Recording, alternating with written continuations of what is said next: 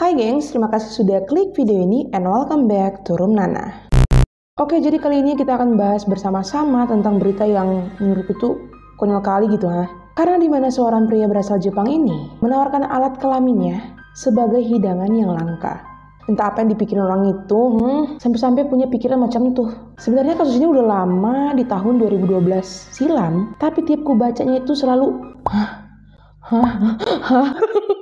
kayak mikirnya nggak ada bahan lain apa gitu sampai anu sendiri di Oke, nggak usah lama-lama lagi, kita langsung ke Marquihas. Mari kita bahas.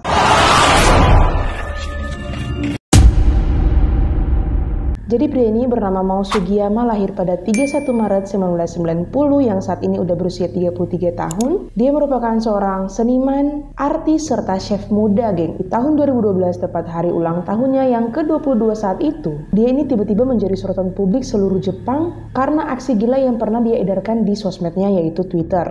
Dia memasak kelaminnya sendiri dan menyajikan ke para tamu hadiran yang tertarik dengan acara itu, geng. Sebelumnya, Mao Sugiyama ini atau biasa dipanggil sebagai Mao, ternyata seorang yang memiliki gelar di universitas di Jepang. Tapi sampai saat itu juga, dia tidak pernah menceritakan tentang latar belakang keluarganya. Sehingga masyarakat di Jepang itu banyak berasumsi bahwa tindakan yang dilakukan oleh Mao ini adalah untuk menghilangkan rasa stres kepada orang tuanya.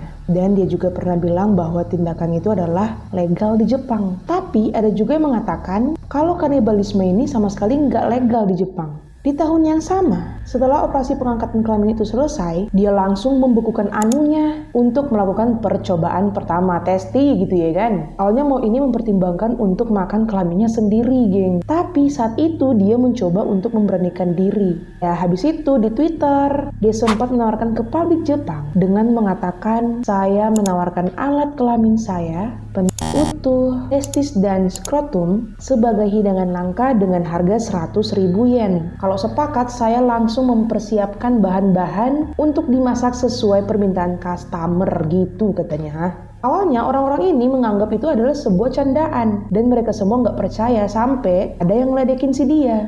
Kok tawar di atas 100.000 yen kalau emang bener kau potong kelamin kau itu Ditunjukin dong sama si Mao ini. Sampai akhirnya seluruh pengguna Twitter di Jepang itu heboh dengan postingan dia. Karena saking ramenya postingan dia ini kan, membuat beberapa orang tertarik untuk memakan kelaminnya itu, geng. Dan dia juga memastikan bahwa kelaminnya itu bersih serta terbebas dari penyakit apapun. Jadi itu aman untuk dikonsumsi katanya. Habis itu mulailah dia membuat surat perjanjian yang mana dia akan bertanggung jawab jika para tamunya sakit setelah menyantap hidangan gila itu, geng. Ditandatangannya sama si Mao ini ya kan. Akhirnya dari postingan itu Mao ini berhasil mengikat 70 orang bergabung dengannya di dalam perjamuan yang sudah dia sewa di ruang Bangsal Suginami di Tokyo. Aksi memasak kelaminnya itu diperlihatkan sama mereka. Dilihatin nyata-nyata gitu ya kan, cara motongnya, cara merebusnya, cara membumbuinya. Pokoknya semuanya diperlihatkan sama dia. Nah terus selain menyediakan bahan gila itu, dia juga menyediakan beberapa daging sapi dan buaya. Dan sebagian dari para tamu-tamunya itu ada juga beberapa yang membayarnya dan ada juga yang udah terlanjur jijik saat aksi memasaknya itu diperlihatkan. Jadi sebagian tamu-tamu itu lebih memilih daging sapi atau buaya ya kan, gengs. Jadi yang berhasil mencoba santapan gila itu cuma 5 orang aja. Dan itu mulai dari usia 22 tahun sampai 32 tahun, geng. Nah terus dari review ke-5 orang ini mengatakan kalau rasanya ini kurang memuaskan.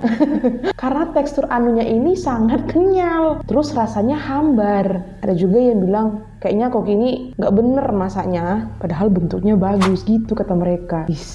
Terus pas acara itu selesai, ternyata sebagian dari 70 orang ini banyak yang mengeluh tentang aksi si Mao ini dan juga beberapa orang yang telah menyicipi hidangan itu. Dilaporin ya kan si Mao ini. Karena memang kanibalisme sama sekali tidak legal di Jepang. Akhirnya dia ditangkap. Waktu itu dia nolak ditangkap, geng. Dia bilang kalau dia ini sama sekali tidak pernah melanggar hukuman di Jepang.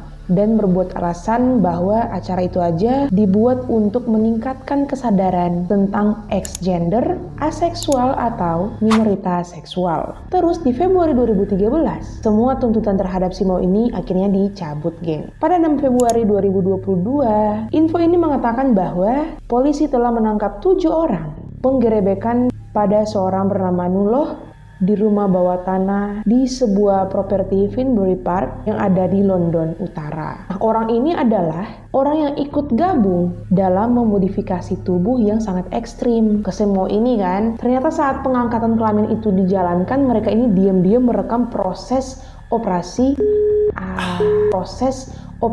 kelamin itu, dan ternyata rekaman itu ditayangkan ke saluran dewasa dengan biaya yang cukup tinggi per tayangnya. Dan gak lupa juga mereka ini bantu mempromosikan saluran dewasa itu di Twitter tentunya, geng. Akhirnya polisi-polisi ini memakan waktu 3 hari di London untuk penghapusan rekaman yang ada di beberapa saluran dewasa dan juga yang ada di laptop maupun komputer mereka. Dan dari situlah cerita ini berakhir, geng.